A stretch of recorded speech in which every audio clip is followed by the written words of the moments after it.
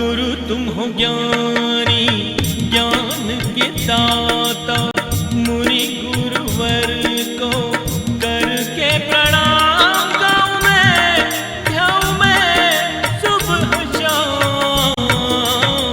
पुलक सागर एक नाम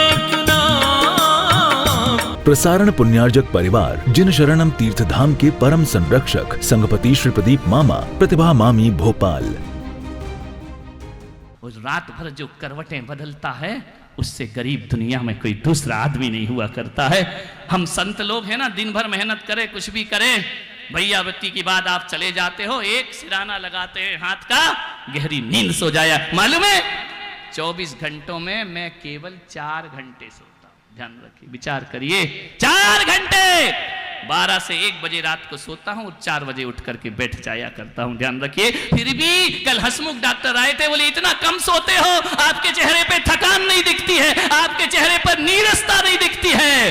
मैंने कहा आदमी वही है जिसको चिंता होती है, उसे 12 घंटे की रात भी छोटी लगती है, और जो चिंता से रहित होता है उसे 4 घंटे में भी वो 12 घंटे की नींद ले। जिंदगी का सबसे सुखी आदमी वही है जो करवटों पर ना। मालूम है हिंदुस्तान और अमेरिका में क्या अंतर है? भारत के लोग हिंदुस्तान के और अमेरिका के लोग गोली खा के सोते हैं। ध्यान रखना, अमेरिका के लोग गोली खा के सोते हैं, मुट्ठी भर गोली खाते हैं तब नींद आती है, लेकिन मेरे भारत के लोग गोली खा के नहीं सोते हैं, इतना गहरा सोते हैं। अमेरिका के गोली खा के सोते हैं और भारत के गाली खा के उठते हैं। ध्यान रखना, जब तक 2-4 गालियां ना पड़े तब तक नींद ही नहीं खुलती है। ध्यान रखना, इतना आनंद में जीता है अपना भारत। ध्यान रखना, गाली बिना कोई उठता है? उठ पड़ा है पट्टा, अभी तक सो के नहीं उठा है। मजे की नींद है अपने यहाँ। हर आदमी को 24 घंटों में, एक स्वस्थ व्यक्ति को 8 घंटे नींद लेना चाहिए। बुजुर्गों की बात नहीं कर रहा हूं, उनकी तो और कम हो जाना चाहिए। विचार करिए, 8 घंटे सोओगे स्वस्थ रहोगे, लेकिन 8 घंटे वही सोता है जो जिंदगी अच्छे से गुजारता है। मैं आपसे निवेदन कर रहा हूं अहमदाबाद वालों कि रात ऐसी बिताओ कि सुबह किसी को मुंह दिखाने में शर्म ना लगे, और दिन ऐसा बिताओ कि रात को चैन से सो सको, और जवानी ऐसे बिताओ कि बुढ़ापे में रोना ना पड़े, और बुढ़ापा ऐसे बिताओ किसी के सामने हाथ फैलाना ना पड़े। ध्यान रखिए, एक बात याद रखना, रात उसकी ही अच्छी बीतती है जो दिन को अच्छे तरीके से जीता है। जो दिन को गलत तरीके से जीता है वो रात को चैन से नहीं सो सकता है। मेरे भाई ध्यान रखना, सेठ की चैन बेचैन हो गया, परेशान हो गया सेठ। एक दिन सेठ का मित्र मिला रास्ते में, उसने कहा कि सेठ जी ये क्या हाल बना रखे हैं, कुछ लेते क्यों नहीं? अरे सेठ ने कहा यार बहुत दिन बाद तू मिला है, अरे तुम बड़े हट्टे कट्टे सेठ थे ना, तुम्हारा बहुत बड़ा पेट था ना, ये क्या अस्थि पंजर हो गए तुम, क्या कर लिया तुमने, क्या हो गया तुम्हें? उस आदमी ने कहा, सेठ ने कहा यार नहीं जाने क्यों कुछ दिन से मेरा शरीर ढलते जा रहा, जीने का मन भी नहीं करता है। सेठ क्या हो गया तुमको? बोले यार एक चिंता लग गई मेरे मन में। क्या चिंता लग गई? तुम्हारे पास तो सब कुछ है ना? सेठ ने कहा है तो सब कुछ, लेकिन मैं कैसा मूर्ख रहा, 80 साल का हो गया, केवल अपने बच्चों का सोचते रहा, मैंने उनके बच्चों का तो कुछ सोचा ही नहीं। अरे दोस्त ने कहा पागल हो गया सेठ। बोले पागल नहीं हुआ, मजाक मत कर। बोले कुछ इलाज कराओ। बोले बहुत इलाज कराया, बड़े बड़े डॉक्टरों को दिखाया, सब डॉक्टर कहते हैं इसको कुछ नहीं है, लेकिन मैं शरीर मेरा धीरे धीरे नष्ट हो रहा है। मालूम है उस आदमी ने क्या कहा? एक काम कर, अभी हमारे अहमदाबाद में एक महाराज पधारे हैं, तो महाराज पधारे तो क्या करूं? बोले उनके पास चला जा, कुछ ना कुछ इलाज हो जाएगा। अरे बोले पागल है क्या तू, ये महाराज बाबा भी कोई इलाज करते हैं क्या? ये कौन सी डिग्री लेकर बैठे, कौन सा इलाज कर रहे? मैं नहीं जाता साधुओं के पास। अरे उसने कहा चला तो जाए यार सेठ, चला जा, शायद तेरी बीमारी चली जाए। सेठ ने कहा यार साधु क्या बीमारी दूर करेगा, मैं नहीं जाता, मेरा विश्वास नहीं है। तो दोस्त ने कहा एक बात सोच के चला जा कि साधु कुछ देगा नहीं तो तुझसे कुछ लेगा, तेरा जाता क्या है? सेठ ने कहा ठीक है तू कहता है तो कल मैं संत के दर्शन करने को पहुंचता हूं। जैसे ही संत के दर्शन को पहुंचा, चरणों में सिर रखा, जार जार आंसू बहाने लगा। संत ने कहा कि कौन हो तुम? बोले मैं नगर सेठ। नगर सेठ और तुम रो रहे हो? गरीब रोए तो चलता है, तुम अमीर क्यों रो रहे हो? उसने कहा संत जी बहुत दिनों से शरीर खत्म हो रहा है, ताकत नहीं बची है मेरे मन में। तो तुम्हें हुआ क्या है सेठ? एक बीमारी लग गई है मुझे। बोले क्या क्या तकलीफ है तुमको?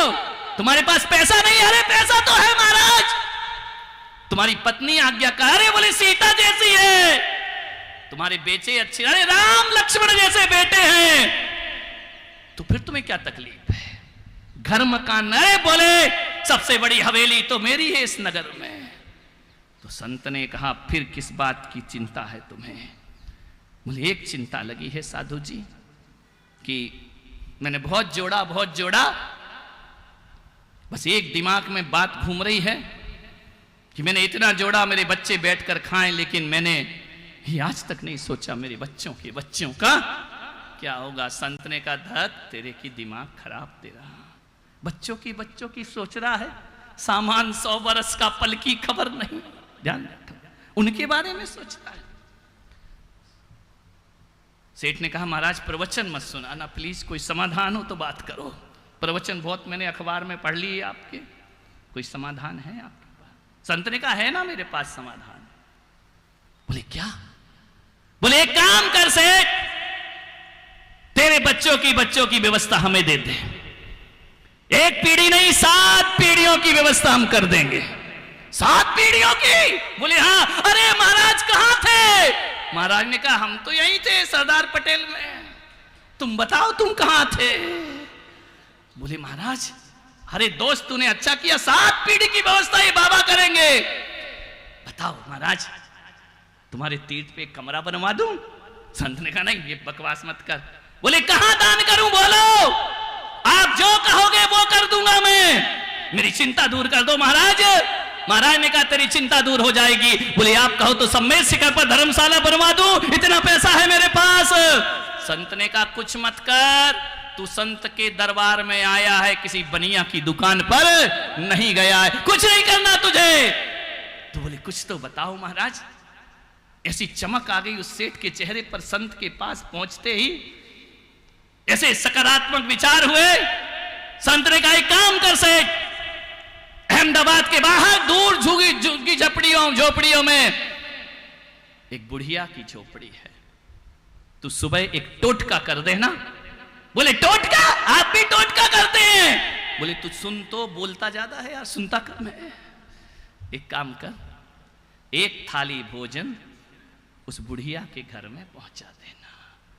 उससे क्या होगा? बोले 7 पीढ़ियों के भोजन की व्यवस्था हो जाएगी तेरे।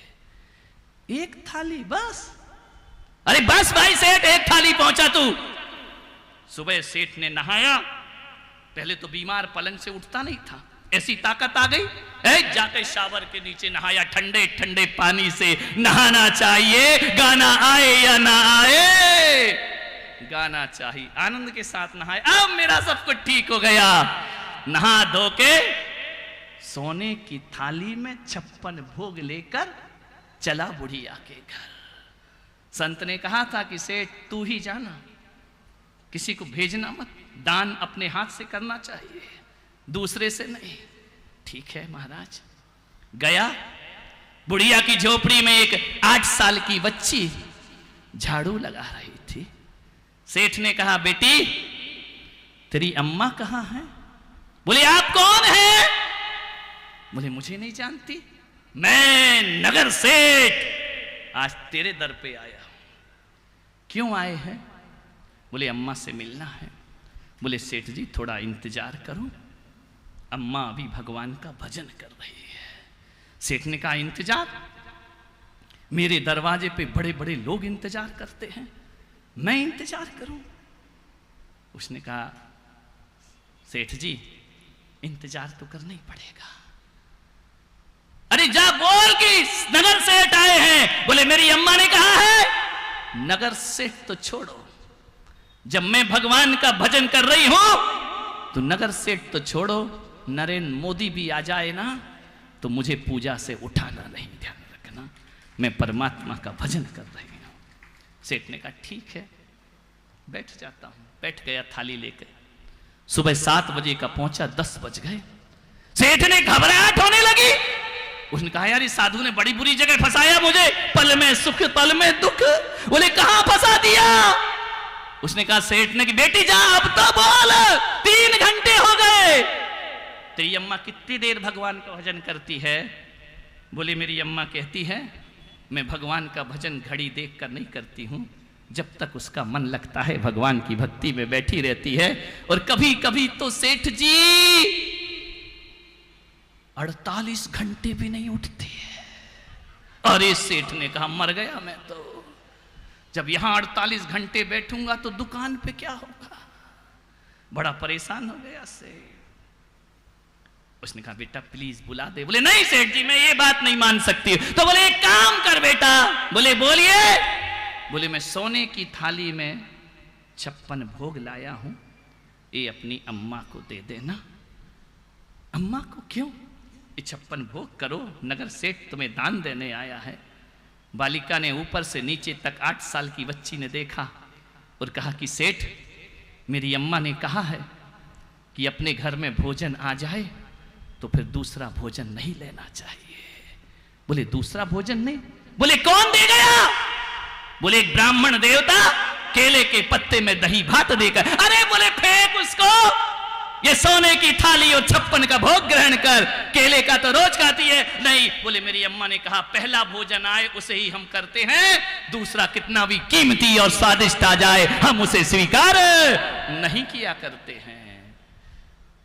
सेठ ने कहा एक काम कर बेटी, छोटी सी है लेकिन बात बहुत बड़ी करती है, एक काम कर ये भोजन रख ले। बोले क्यों? बोले कल काम आ जाएगा। उस लड़की ने कहा सेठ जी मेरी अम्मा कहती है हम कल की चिंता नहीं करते हैं। बोले बेटा कल भोजन नहीं आया तो?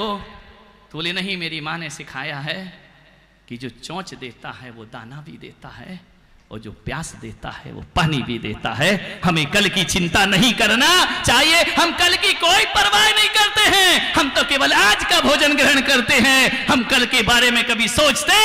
सेठ के हाथ कांप गए, सोने की थाली धड़ाम से नीचे गिरी। सेठ के दिमाग में बिजली कौंध गई कि 8 साल की बच्ची कहती है कि हम कल की चिंता नहीं करते और मैं 80 साल का बूढ़ा कह रहा हूं कि मेरे बच्चों के बच्चों का क्या होगा।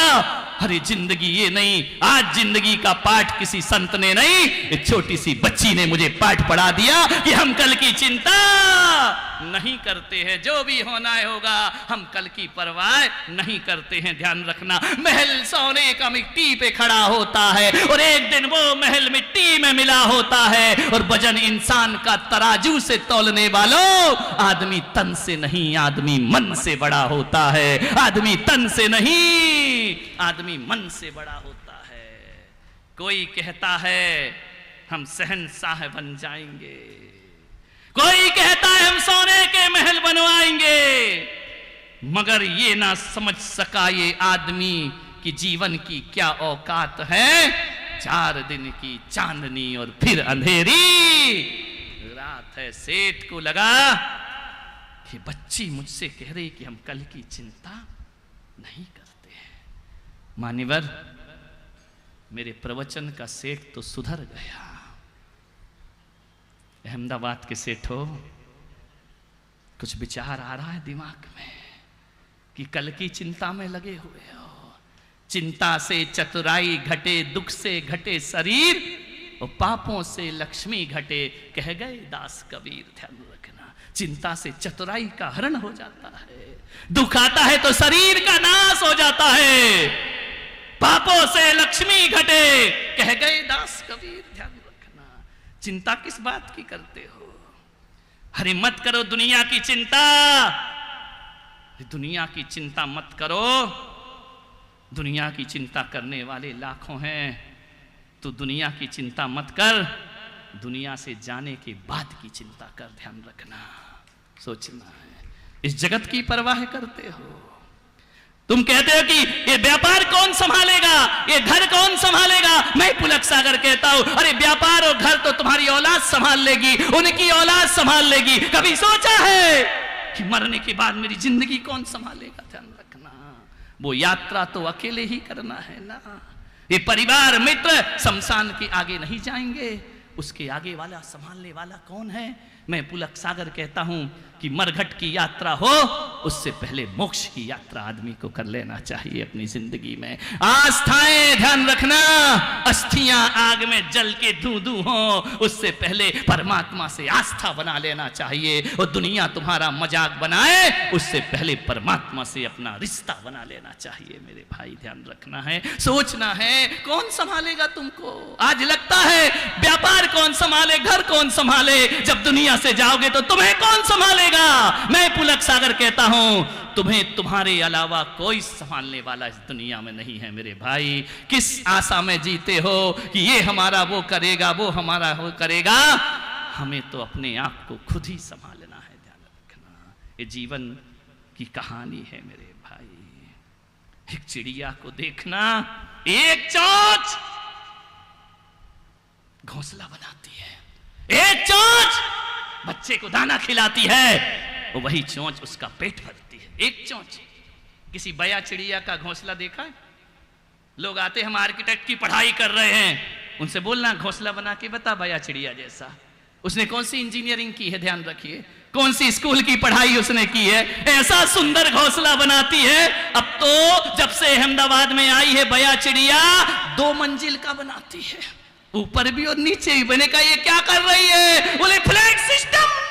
ध्यान रखना। प्रसारण पुण्यार्जक परिवार जिन शरणम तीर्थधाम के परम संरक्षक संघपति श्री प्रदीप मामा, प्रतिभा मामी, भोपाल।